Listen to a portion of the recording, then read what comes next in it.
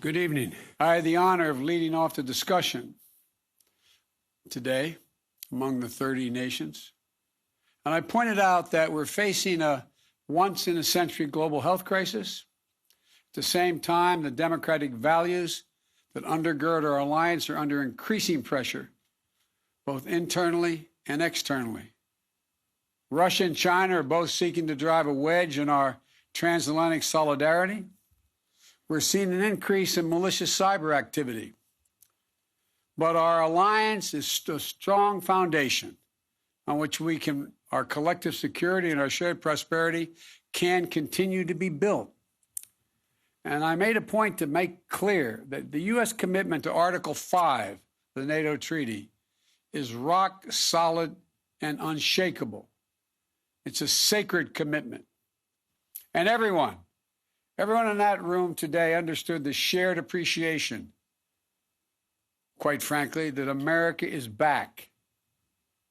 We talked about Russia's aggressive acts that pose a threat to NATO and our collective security. That's why I met with the Bucharest Nine, the Eastern Flank allies, in advance of this summit.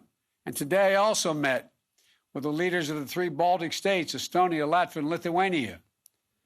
I shared with our allies that what I'll convey to President Putin, that I'm not looking for conflict with Russia, but that we will respond if Russia continues its harmful activities.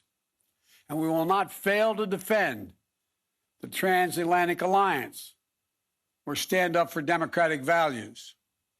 As allies, we also affirmed our continued support for the sovereignty and territorial integrity of Ukraine. We agreed to keep consulting closely on nuclear deterrence, arms control, and strategic stability.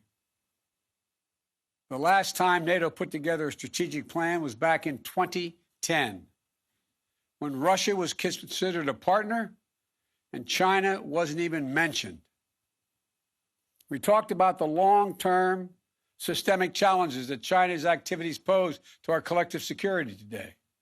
We agreed to do more to enhance the resilience of our critical infrastructures around the world, including trusted telecommunications providers, supply chains, and energy networks.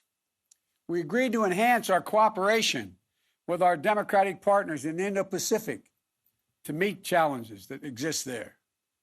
We also endorsed a new cyber defense policy, NATO's first in the past 7 years, to improve the collective ability to defend against counter threats from state and non-state actors, against our networks and our critical infrastructure.